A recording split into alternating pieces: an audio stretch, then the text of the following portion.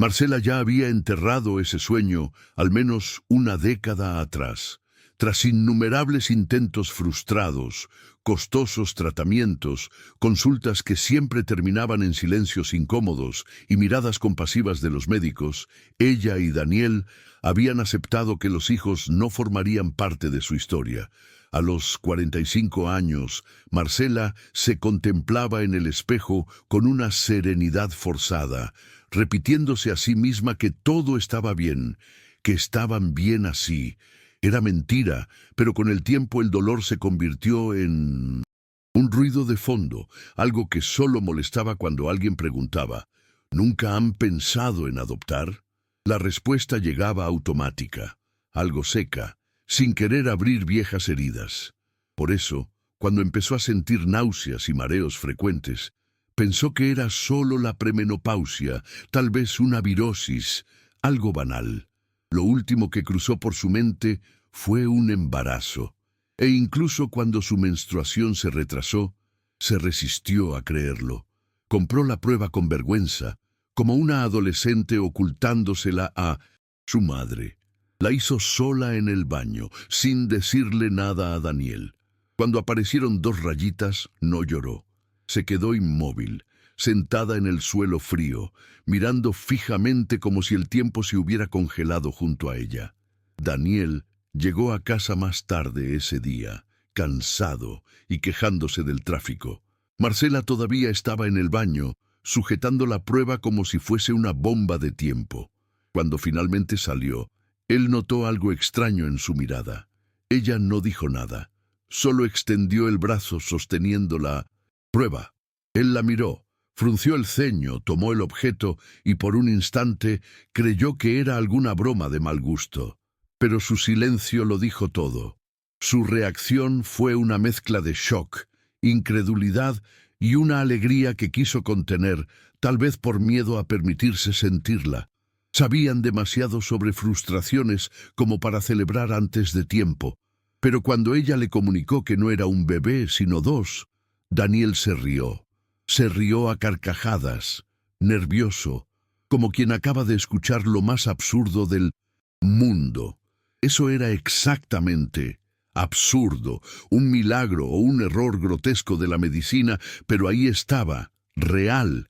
Marcela embarazada, de gemelos, y por primera vez en mucho tiempo ambos se permitieron imaginar lo que hasta entonces parecía imposible.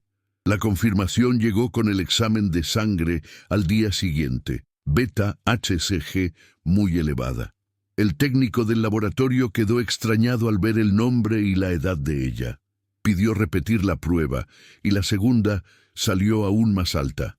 Cuando el obstetra revisó los resultados, solicitó con urgencia una ecografía. Marcela fue sola, Daniel estaba en el trabajo, y allí, recostada en esa camilla con el gel frío sobre el vientre, vio por primera vez los 2 puntitos parpadeando en el monitor. 2 latidos, 2 corazoncitos que apenas existían, pero estaban vivos.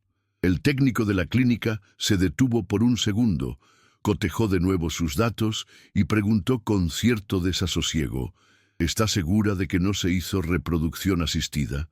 Ella negó con la cabeza. Aquello era espontáneo, natural, inexplicable. Al salir de la clínica, sintió el peso de la noticia caer de verdad. No era un sueño, no era un error, era un hecho. Estaba embarazada, y además, con 2 corazones latientes dentro de ella, como si la vida se burlara de todas las estadísticas.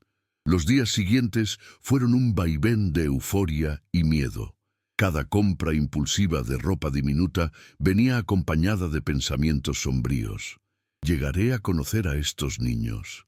Intentaban contenerse, pero la alegría resultaba inevitable. La noticia se propagó pronto en la familia. Las reacciones variaban entre sonrisas emocionadas y preguntas disfrazadas de preocupación. Pero ¿Marcela no tiene ya 45? Las miradas decían lo que las palabras evitaban. Todos sabían que era un embarazo de alto riesgo.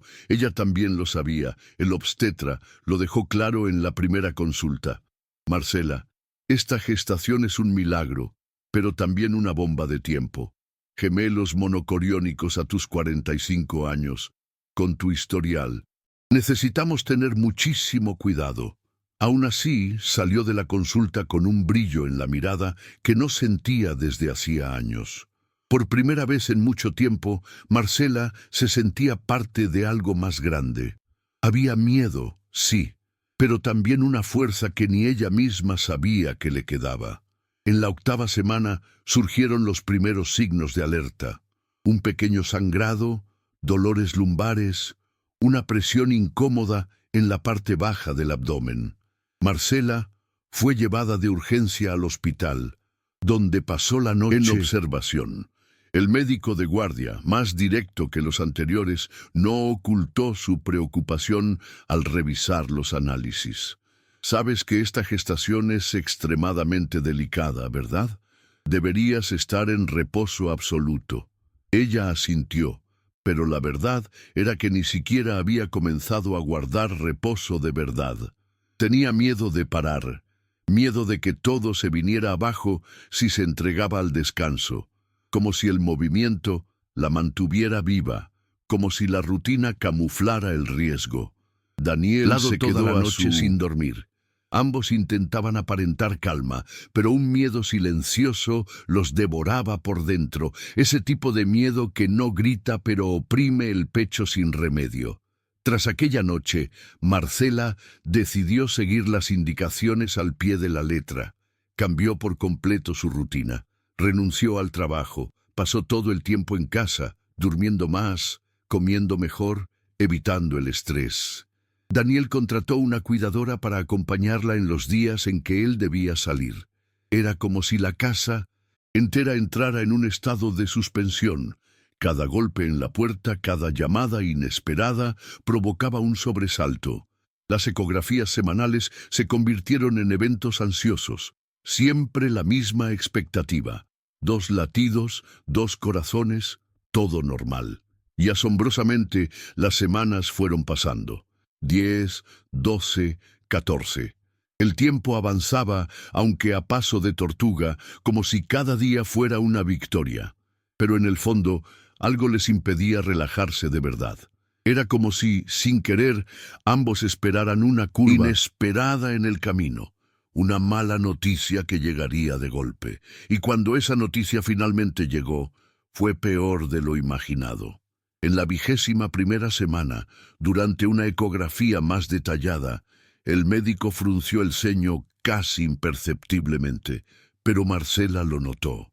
Permaneció en silencio demasiado tiempo, alternando la vista entre el monitor y su ficha clínica. Cuando habló, su voz sonó distinta.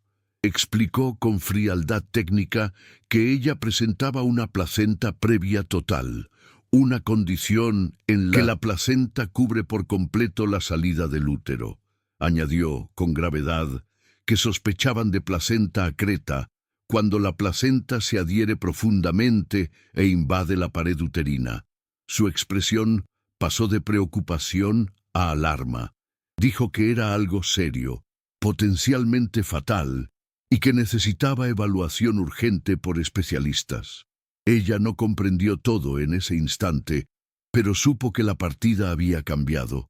Daniel, que esperaba afuera, se puso en pie al ver el rostro de Marcela saliendo de la sala. No hizo falta hablar. Lo comprendió todo. La semana siguiente fue un torbellino de exámenes y segundas opiniones. Los especialistas confirmaron el diagnóstico y agregaron un dato perturbador.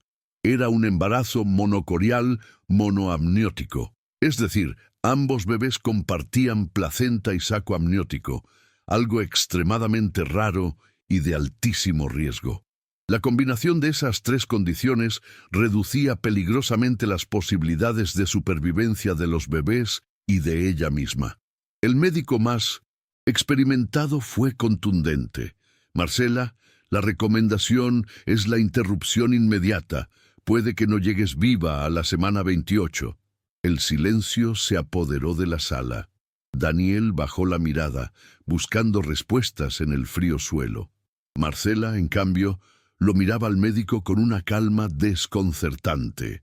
Cuando él terminó de explicar los riesgos, ella respondió simplemente: «Seguiré adelante.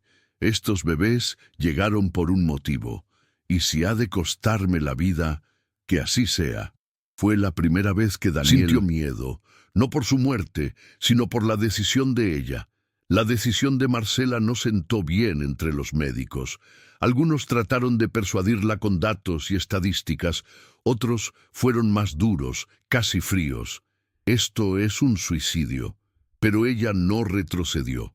Argumentaba que no era locura, sino fe. Decía que sentía, en lo más hondo, que esos dos corazoncitos necesitaban una oportunidad. Daniel quedó dividido. Amaba a su esposa, y la idea de perderla lo consumía. Pero, ¿cómo contradecir a alguien tan resuelto? Hablaron durante horas esa noche, o más bien ella habló. Expuso sus años de frustración, sus lágrimas ocultas en el baño, el duelo silencioso por algo que nunca fue. Dijo que no soportaría vivir con la culpa de no haberlo intentado hasta el final. Le pidió, con voz temblorosa, que prometiera algo. Si en el parto tuvieran que elegir entre ella y los bebés, él eligiera a los bebés. Daniel lloró, pero prometió. No porque estuviera de acuerdo, sino porque ir en contra de ella habría sido matarla en vida. El embarazo continuó como un hilo a punto de romperse. Cualquier movimiento en falso parecía capaz de destruirlo. Cada semana cumplida era celebrada en silencio, como un gol en la final de un campeonato, con miedo de gritar y atraer la derrota. Marcela comenzó a tener seguimiento casi diario. Monitores, descanso absoluto, exámenes, medicación. Ya no veía otra cosa que el techo de su cuarto y los rostros preocupados que entraban y salían. Los bebés, sin embargo, seguían firmes. Se movían poco, pero sus latidos eran constantes y fuertes. En ocasiones, Daniel sentía una esperanza prohibida, como si tal vez, solo tal vez, todo saldría bien. Pero bastaba un examen prolongado o la tensión en el rostro de una enfermera para que el mundo se desmoronara de nuevo. Era una montaña rusa sin frenos, y ellos iban atrapados en el vagón. Y sin embargo, en medio del caos, había algo extraño, una paz silenciosa en Marcela, como si supiera algo que nadie más conocía, como si, de algún modo, estuviera en paz con lo que vendría. En la 30ª semana, Marcela empezó a sentir contracciones leves, espaciadas, pero constantes. En el hospital, la alarma se encendió. No era el momento. Cada día dentro del útero contaba. Decidieron administrar medicamentos para intentar retrasar el parto, al menos unos días más. Ella llevaba internada una semana bajo vigilancia estricta. Daniel prácticamente se había mudado al hospital, durmiendo en una silla incómoda y duchándose en el baño, de acompañantes. Vivía a base de café y ansiedad. Una enfermera veterana, que entraba en silencio a medir la presión o ajustar el suero, notó algo diferente. Marcela hablaba poco, pero siempre que la veía, le sonreía como en señal de gratitud. Era un gesto extraño, casi resignado. Un día la enfermera le preguntó si tenía miedo. Marcela respondió con una calma sobrecogedora. No, solo quiero que ellos vivan. El resto, Dios lo sabe. La mañana de la semana 32, todo se aceleró. El dolor aumentó, sangrado regresó, y los latidos de los bebés comenzaron a fluctuar. Llamaron al equipo médico de inmediato. El quirófano se preparó de emergencia. El doctor entró al cuarto con semblante grave y anunció: «Vamos a proceder con el parto ahora. No podemos esperar más». Daniel sintió que las piernas se le doblaban. No hubo tiempo para más. Besó la frente de Marcela, que ya estaba siendo llevada en camilla. Ella estrechó su mano un segundo y murmuró apenas audible: «No olvides lo que te pedí». Luego desapareció tras las puertas dobles del quirófano. Daniel quedó fuera, de pie, con la bata torcida y las manos temblorosas. El tiempo dejó de tener reglas. Minutos que parecían horas, un silencio sepulcral en el pasillo. Cuando por fin se abrió la puerta, el médico salió con el rostro sudoroso y la expresión devastada. Daniel lo entendió antes de que hablara. El obstetra se acercó con paso lento, como quien carga una sentencia, y dijo a media voz: «Lo siento mucho, no pudimos salvarlos». Fueron esas palabras, secas, directas, sin rodeos. Marcela había perdido demasiada sangre, la placenta se había desgarrado violentamente y no hubo tiempo para detener la hemorragia. Los bebés, demasiado frágiles, no resistieron la falta de oxígeno. Daniel no lloró de inmediato. Se quedó inmóvil, en shock, esperando quizá que alguien negara lo ocurrido. Solo al día siguiente, al firmar los documentos de defunción, algo hizo clic. Los cuerpos fueron trasladados a la funeraria y él autorizó que los tres, ella y los dos bebés, fueran colocados juntos en el mismo ataúd, tal como ella había pedido. El velorio se programó para la jornada siguiente en la capilla más discreta del cementerio. La mayoría de los amigos no acudió, unos por incomodidad, otros porque sencillamente no sabían qué decir. Los familiares más cercanos se apiñaron en silencio alrededor del ataúd blanco. Las flores, los susurros, las miradas perdidas, todo componía una atmósfera irreal. Daniel se sentó en la primera fila con las manos entrelazadas y la mirada baja. En ciertos momentos levantaba la vista hacia el ataúd como esperando un milagro. Sabía que era irracional, pero no podía evitarlo. Cuando la empleada de la funeraria se acercó y anunció que pronto saldrían rumbo al sepulcro, él se puso de pie con lentitud. Quería ver una última vez, un último vistazo. Pidió que abrieran el ataúd. Nadie objetó. Un trabajador giró la llave y alzó la tapa con cuidado. Fue en ese instante cuando todo cambió. Daniel se acercó con el corazón desbocado, como si algo en su interior le susurrara que allí había algo que no estaba bien, o quizás demasiado bien. Al asomarse, el tiempo pareció detenerse. Los dos bebés yacían inmóviles, como habían sido colocados, pero había un pequeño temblor en el labio inferior de uno de ellos. Daniel contuvo la respiración y se inclinó aún más. No era su imaginación. El bebé de la izquierda movió imperceptiblemente los dedos, pequeños, débiles, pero reales. Daniel atrás dio con el rostro desencajado y gritó: «¡Detengan este funeral ahora!». El grito retumbó en la capilla, sorprendiendo a todos los presentes. Algunos creyeron que estaba perdiendo el juicio bajo el peso del duelo, pero él no estaba fuera de sí, estaba viendo. El empleado de la funeraria, atónito, se acercó al ataúd. Al asomarse, quedó paralizado. Uno de los bebés movía suavemente la cabeza. Se desató el pánico, gritos, carreras, llamadas telefónicas. La funeraria solicitó una ambulancia con urgencia. En medio del caos, Daniel no apartaba la vista del ataúd. Y entonces, entre toda la gente inclinada sobre los bebés, algo pasó desapercibido para muchos, pero no para él. El pecho de Marcela subió, un leve movimiento, lento, como un suspiro volviendo a la vida. Se arrodilló y vio sus ojos entreabiertos con lágrimas. «¿Marcela?», susurró, sin saber si hablaba despierto o soñando. Y por segunda vez en ese día gritó, pero esta vez de alegría: «Ella está viva». Lo que siguió fue un caos contenido. La funeraria no estaba preparada. ¿Quién lo estaría? Los empleados no sabían cómo proceder. La ambulancia llegó en menos de 10 minutos, pero a Daniel le pareció una eternidad. El equipo médico irrumpió y al examinar a los cuerpos halló que uno de los bebés tenía signos débiles pero perceptibles de latidos. El otro, movimientos espaciados de sus extremidades. Marcela, aunque inconsciente, respiraba y mantenía pulso, lento pero presente. Un paramédico veterano miró a Daniel con incredulidad. No estaban muertos, pero nadie tenía explicación. En el hospital hicieron tomografías, ecografías y análisis neurológicos sin hallar secuelas ni lesiones. Ni en Marcela ni en los bebés existía daño alguno. Los médicos se miraban perplejos en los pasillos.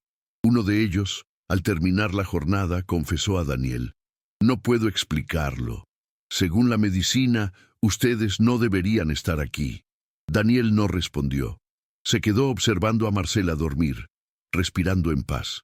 Los bebés en la UCI neonatal estaban estables. Era como si el tiempo se hubiera retrotraído o hubiera tomado un desvío inexplicable.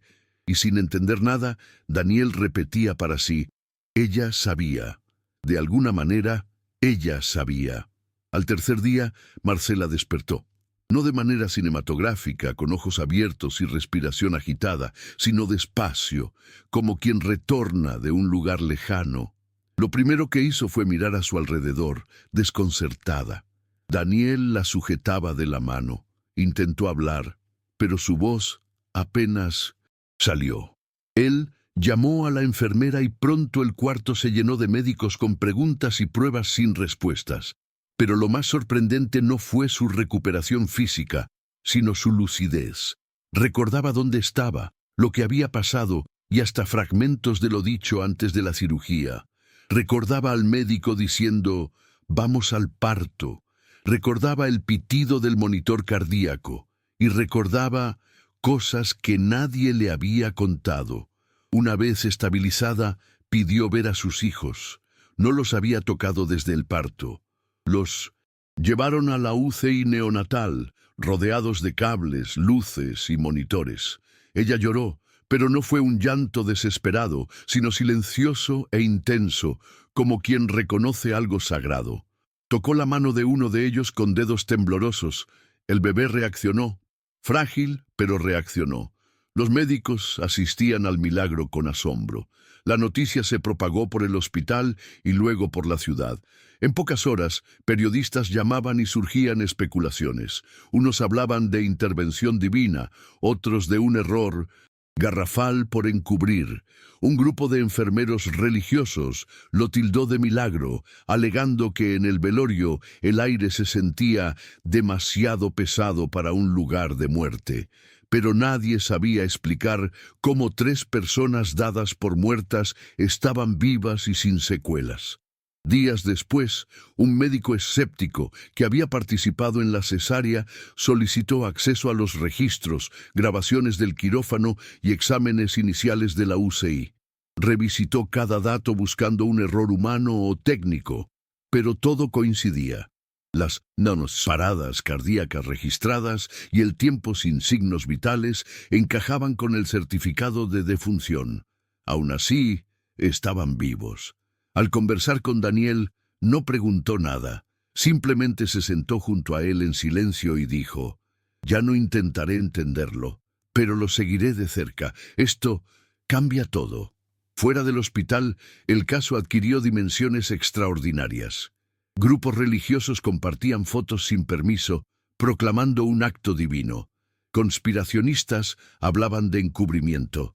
Pero en la habitación donde Marcela se recuperaba, nada de eso importaba.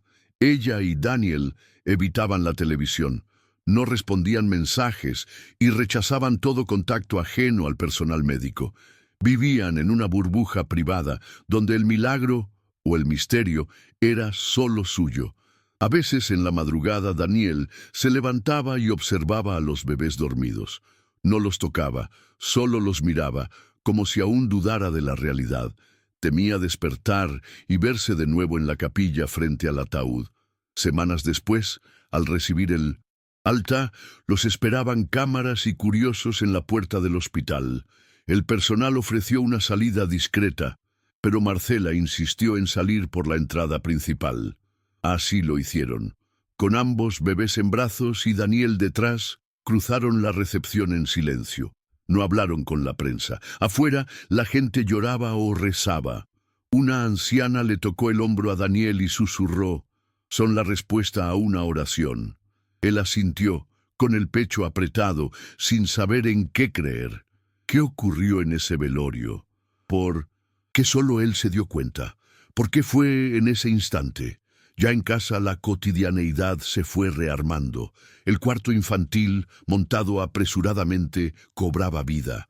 Los muebles dejaron de ser símbolos para volverse reales. Marcela seguía con restricciones médicas, pero estaba en su hogar con sus hijos, viva. Por las noches, el llanto de los gemelos cortaba el silencio, y ella, a pesar del cansancio, se levantaba sonriente, como si cada despertar fuera un regalo. Sin embargo, con el paso de las semanas, algo empezó a inquietar a Daniel. Un detalle nunca compartido. El día del velorio, al asomarse al ataúd, estaba convencido de que el bebé de la derecha tenía los ojos cerrados. Pero segundos antes de su grito, había visto un ojo entreabierto. Y, sobre todo, había escuchado una voz. «Ahora mira». Fue un susurro que sintió al lado, aunque no había nadie. Comentó algo una o dos veces con Marcela, pero se contuvo para no ensombrecer su alegría. Aún así, la pregunta lo perseguía. ¿Quién habló y por qué justo antes de que él notara la vida? Un mes después, al revisar las grabaciones de la cámara de seguridad de la capilla, entregadas por la funeraria para protegerse, Daniel observó un leve ruido electrónico justo cuando él se acercaba al ataúd. Duró segundos, casi imperceptible, pero estaba allí. Al ralentizar la imagen, vio un breve reflejo de una sombra detrás de él, demasiado rápido para distinguir forma o rostro. Lo mostró al técnico en imagen, quien confirmó. No hay explicación técnica para esto. Daniel guardó silencio y, por primera vez, consideró la posibilidad que antes rechazaba. ¿Fue mera coincidencia? Marcela también empezó a tener sueños extraños. Siempre el mismo. En un campo vacío, sostenía a sus bebés entre la niebla, mientras una silueta indistinta, ni hombre ni mujer, la observaba con serenidad. En los sueños, la figura señalaba algo detrás de ella. Al volverse, despertaba. Al contarle esto a Daniel, esperaba que lo atribuyera al trauma. Pero él palideció. Era la misma sensación del velorio, alguien guiándolo para ver lo que nadie más vio. Cuando Daniel le relató la voz susurrada, Marcela no rió ni dudó, solo lo miró en silencio. Luego alzó la vista a sus hijos dormidos. Ambos entendieron, sin pronunciarlo, que aquello los superaba. Con el tiempo, los bebés crecieron sanos y sin complicaciones. Marcela se recuperó por completo. Por fuera, todo volvía a la normalidad, pero por dentro nada era igual. Ya no hablaban de lo sucedido. Era un silencioso. Cuando alguien preguntaba cómo habían sobrevivido, ella sonreía y decía, «Tuvimos suerte». Daniel rehuía entrevistas y rechazaba ser noticia. Aquello era suyo y solo suyo. No obstante, en más de una noche, al pasar frente a la habitación de los niños, sentía un escalofrío. Miraba hacia atrás, solo para cerciorarse de que nadie lo seguía. Años después, cuando los gemelos corrían por la casa, Marcela los observaba y se preguntaba qué había pasado ese día. Nunca revivía con claridad la cirugía ni lo que vino después. Solo flashes, la sensación de caer, voces lejanas, una luz constante. Y esa sensación de elección, como si alguien le hubiera preguntado en silencio, ¿quieres volver? Y ella hubiera respondido afirmativamente, no por sí misma, sino por ellos. Era algo inexplicable, imperceptible para otros. Por eso guardaba silencio, sonreía y se inundaba de gratitud cuando sus hijos la llamaban mamá. Daniel, por su parte, seguía preguntándose si aquello fue un milagro, un fallo de la ciencia o algo intermedio. Nunca halló respuesta, pero nunca olvidó la voz. Ahora mira, esas palabras resonaron en su mente por años, y en algunas noches, ya con más edad, pasaba junto al cuarto de los niños y los veía dormidos, ambos girados hacia el mismo lado, casi sincronizados. Lo reconfortaba y perturbaba a la vez. Una de esas noches, sin razón aparente, decidió abrir el armario del cuarto, algo que no hacía hace tiempo, y allí, entre cajas y ropa, encontró el ataúd, blanco en miniatura, que la funeraria había preparado antes de la confusión. Un modelo simbólico, nunca usado, Seguía intacto, limpio, impecable, como si nada de aquello hubiera ocurrido jamás.